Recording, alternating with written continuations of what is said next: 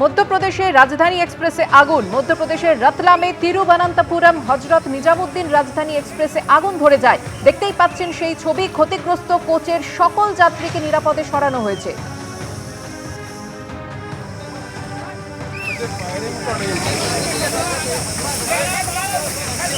আগুন লাগার ঘটনায় কোনো যাত্রী বা রেলকর্মী আহত বা হতাহত হননি। কিভাবে আগুন লাগলো তদন্তে রেল। চলছে আগুন নেভানোর কাজ।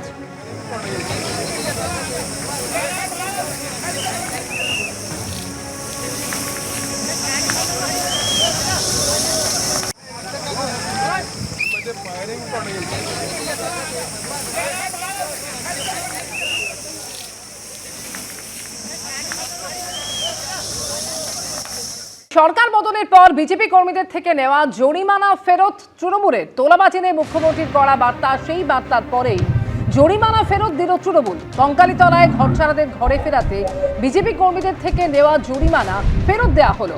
বিজেপি কর্মীদের থেকে যে টাকা নেওয়া হয়েছিল সেই টাকা ফেরালেন কাজল শেখ, ঘনিষ্ঠ তৃণমূলের উপপ্রধান এবং অঞ্চল সভাপতি।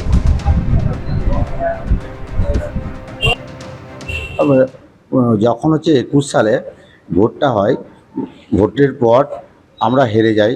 বিজেপির নেতৃত্ব দিয়েছিলাম আমরা। এই এলাকায় আমি ঘুরেছিলাম। আমাদের অনেক ছেলে টেলে যারা ছিল তারা এই এলাকায় ঘোরাঘুরি করেছে। তার জন্যে সেই সমস্ত বাড়িতে এবং আমার বাড়িতে ভাঙচুর চালায়। আর তার সঙ্গে সঙ্গে আমার দাদাকে বয়ে ধাক্কা পিটোয়। আজকে সেই টাকা সব্যসাচী রায়ের মাধ্যমে তার নেতৃত্বে আমরা ফেরত পাই।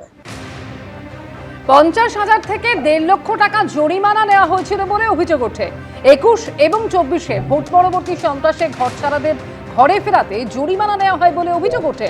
আর সেই টাকা ফেরত পেলেন শান্তিনিকেতন থানা এলাকার 11 জন বিজেপির নেতাকর্মী।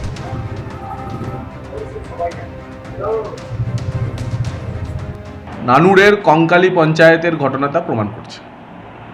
আজকে ওখানে তৃণমূলের পঞ্চায়েতের নেতা মামন শেখ এবং আলেপ শেখ, তারা 21-এ যাদের কাছ থেকে জরিমানা করেছিল, যাদের উপর জরিমানা চাপিয়েছিল, তবেই তাদের ঘরছাড়া করে দেওয়ার পর ঘরে ফিরতে বাধ্য হয়েছিল, তাদেরকে সেই জরিমানার টাকা ফেরত দিয়েছে।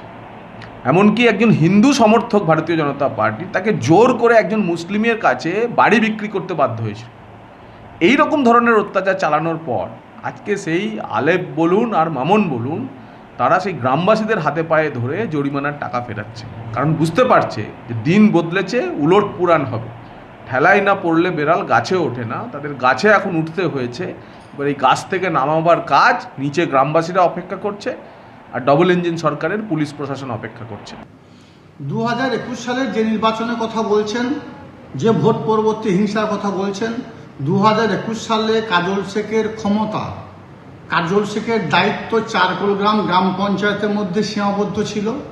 চারকোলগ্রাম গ্রাম পঞ্চায়েতের মধ্যে হাটসান্দি গ্রামটাও আমার আন্ডারে ছিল না।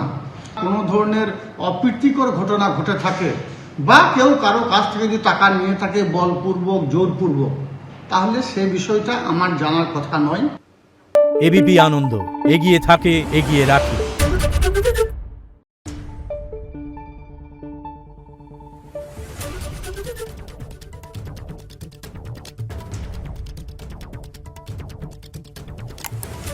Thank you.